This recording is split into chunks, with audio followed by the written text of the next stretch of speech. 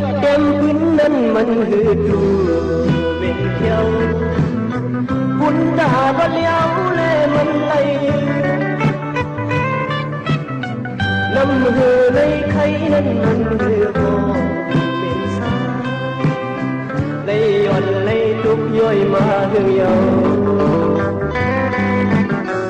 đất cầu hẹn má xâm mi lực mờ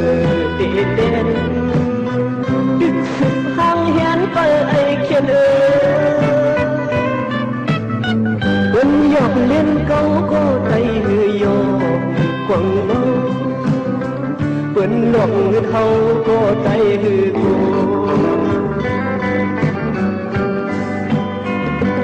khen câu lấy phút giọt cứ tay cô đi khá câu lấy hát giọt đôi tay cô đi đá câu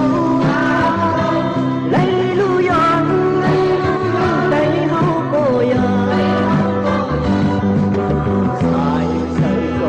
lấy khắc cột tay cô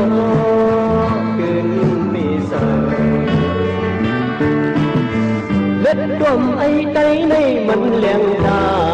đình mương say kiện ấy tay này mình khen bên toàn lê phố hai tay để tổ để đen lên khung vai tay lê phố cô trai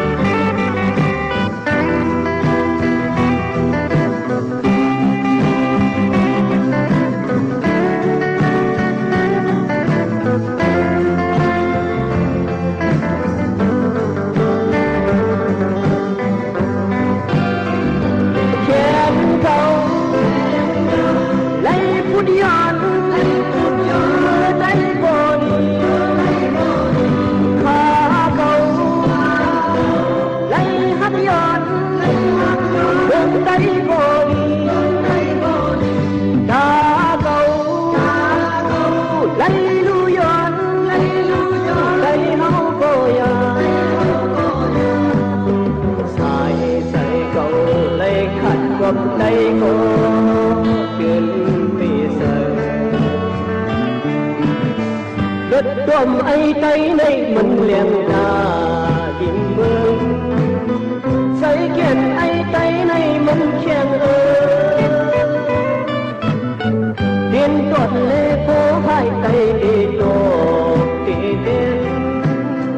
đen khung vai tay lê phố cô đại điên toàn lê phố hai tay đi tổ